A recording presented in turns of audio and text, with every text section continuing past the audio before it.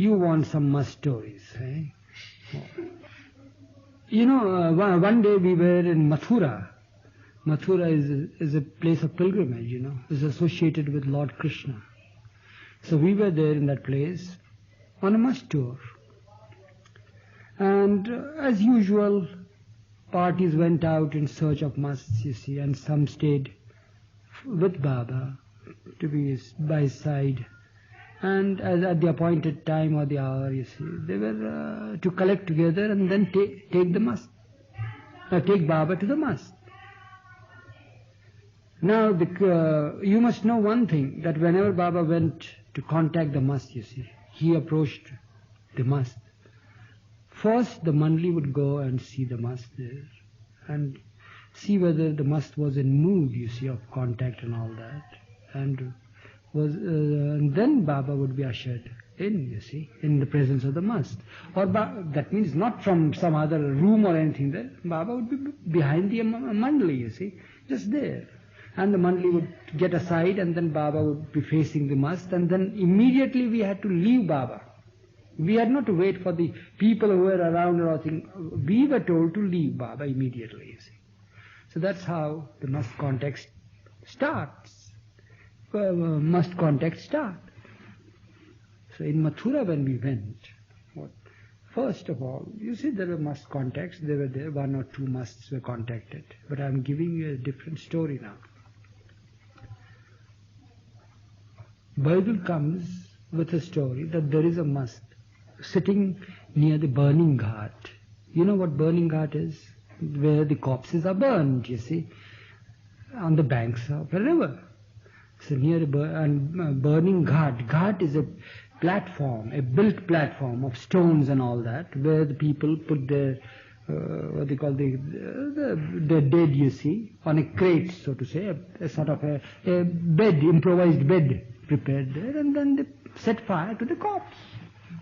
So that's called, the place is called the burning ghat. So there, near the burning ghat, there is a mast sitting on a heap of old broken pieces of tiles, you see. Tiles, ordinarily these tiles for the roof that we have, these earthenware tiles, so they are all broken and there's a heap of that, so a mast is sitting there facing the river. And he appears to be a real good mast Baba, and we would like him to be contacted by you. So Baba at once, of course, agreed to that, and we all went, followed by Baidul in the direction where Baidul took us. We go there, and what do we find?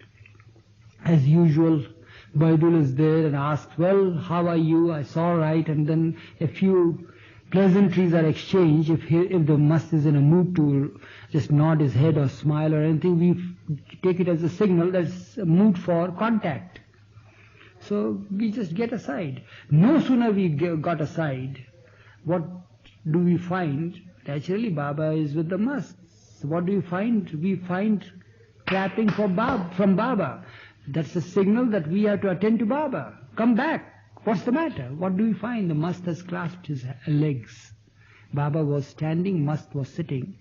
So just, clasping the legs, you see, of both the legs of Baba with his own arms, and took his legs and knees close to his chest. And he was muttering these words and uttering loudly later on that I have waited for you quite a long time. Now that you are by my side, it's not easy for you to escape me. You who have hidden from me for years together, I have found you. Oh my Lord, my Lord. He took him to be Lord Krishna, you see. And then he embraced him. He wouldn't get up, he can't get up. He's so fixed in his position, you see. Sitting down, and Baba is standing, and Baba is helpless there. He wouldn't want any must to contact him, or he would contact any must who recognizes him. The moment the must gives expressions of recognition, he used to leave the must and go away. The work was no more there, you see. You follow? He couldn't serve him. His main purpose of being with the must and contacting them was what? To serve him. That is, outward signs were there. to press their bodies, to massage their bodies, to serve. But if the must gives outward expression of complete recognition of his divinity, how can you serve? Suppose if you want to serve me, you see. So I should recognize you that you are my brother, or you are Jimmy boy, you see. Yeah, I would take you to be some person, you see, who has come for a job, or somebody who wants to serve somebody, you see, or something like that. But you should serve me incognito. Otherwise, if I recognize you, you won't be able to serve. I won't take your service. That's the thing. So that's how it was. So what do we find Baba in a dilemma there? He didn't know how to get out of the clutches of the man of the must who had recognized him. And, very gently, without being in any way disturbed, he says, and in this advent, you know who you are? No, in this advent, do I not know who you are? And then a fresh book from the rubbish, you see, there on which he was sitting, and there was a gunny sack over that whole place where he was sitting. I told you he was sitting on a heap of broken tiles and all that. It was all full of rubbish. It was the burning heart where the corpses are burnt and all that. Brand new copy of the Perfect Master with Baba's picture there. Aren't you thus now in this advent? So Baba told, so it was with great difficulty we had to pacify the must and then take Baba away from him. Then another funny thing happened was, this is one story. Dr. Donkin was driving this blue bus one day, and it was in South India, mind you. Mathura is in the north, now I'm going to south with this story. And we were at a place called Calicut in the south. Calcutta. Not Calcutta, Calicut in the south. Seashore, by the side of seashore. So there we were staying at a place. So Dr. Donkin was given instructions that whenever he spotted a mast or anything like that, he should, before writing the Wayfarer's, mind you, he should be on the lookout, and if he ever were to spot somebody whom he felt that he was a mast or anything like that, he should give a lift and bring him straight to Baba. Now what happened was that Dr. Donkin had gone for Baba's work to a post office there. There he spotted a mast, you see. And he did not know, he couldn't communicate with him. He did not know how to get him back, you see, to get him seated there. So he went out searching for me. He came to me, you see, and says, "Hey Raj, would you want to come, you see, and see the mast that is there? I have spotted one of them." So, well, I couldn't go without Baba's permission, you see. I couldn't leave Baba. So I told Baba about it, that Dr. Don has come. We used to call Dr. Donkin as Don. Don has come and wants me to accompany him. Should I go? So Baba gave me permission. Why, Baba asked. I said, there's a must there. So naturally, Baba said, whosoever he be, bring him here. He means whether we find him to be a must or no, the man who has been spotted by Donkin has to be brought to Baba. That means that. So well, I went with Dr. Donkin. And what do I find, you see? He drove me to the place, you see, where he had spotted him. And there, what I find, the man sitting there with a long beard, long robe, shabby dress, and all that. And then his back was turned towards us, you see, far away from the road, regular road. So I crossed a field there and went there. And whom do I see there? See, one of Baba's people, you see. His name was Baba Das.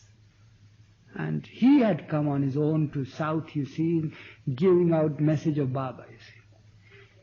And he was so tired and looked so shabby with all that flowing beard and flowing hair and all that. He had the appearance of a must, you see. So I went there and said, "Hello, Baba Das, you are here?" He says, "Yes, how is it that you are here? Baba is here?" I said, "Yes, Baba is here." "And Baba has asked you to come?" He says, "Did he call me?" I said, "Yes, come on." He has said that, and we told Baba Das what was the joke? You see, that Dr. Donkin thought that you are a must there, and well, he brought me, and while I asked for Baba's permission, Baba said, whosoever he be, bring him. So we are carrying you there now in the bus. So we brought him to Baba, and Baba had a hearty laugh, you see. So such a thing had also happened in a must hunt, you see. This is not mentioned. This couldn't be mentioned, I think, in the Wayfarers. I don't know. I haven't read it, but I don't think so it is mentioned. As Erich was talking about masts, Baba once told us this story, and he told us of this mast in Bombay, who was a majzub, which means on the seventh plane. Not necessarily, but God absorbed. God absorbed. On different planes. So the majzub was utterly unconscious of his body. But those who were around him were concerned for the care of his body, to keep it well and to keep it alive. So all the time, the majzub, the mast, would appear to them to be as if he were asleep, not conscious and not awake. But they had to feed him, they had to take care of his body, see he had nourishment, but they couldn't wake him, they couldn't get him to gross consciousness even long enough to eat something, to drink something, to have some nourishment for his body. So they hired a fakir who used to sing very beautifully on the streets. Early in the morning they would hear him sing. So they got this fakir to come and sing before the majzub at certain times of the day. And the fakir had a beautiful voice, and he would sing with great feeling, and he would sing these lines again and again and again, standing before the mast, who was lying down, apparently asleep.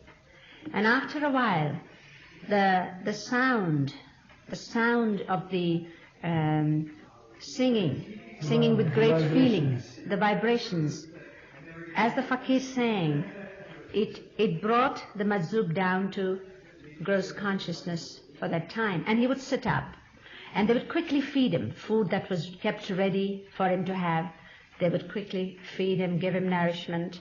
And then, as soon as the fakir stopped the singing, when everything was done, the majzub would go back in his unconscious state, apparently sleep state, you see. And this, Baba told us, this they would do every time.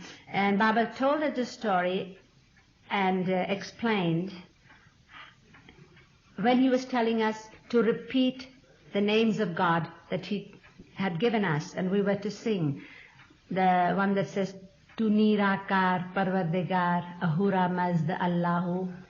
There's more verses to that. And then the other one, Hari Paramatma Allah Ahura Mazd God Yazdahu. Repeated that line in song, but one must sing with feeling, with heart.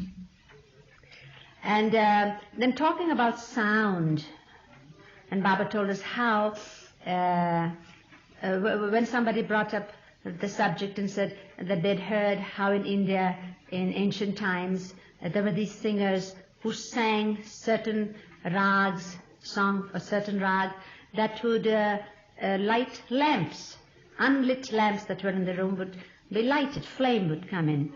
Or there were certain rags which when sung would help bring down rain. And Baba said that was right.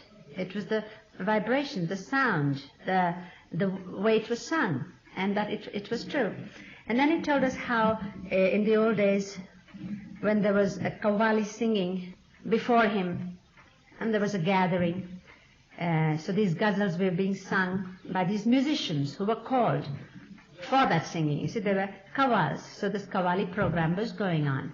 And during the singing, one lad from among those listening to the music got up, and in ecstasy of the sound, the vibrations, he began to jump.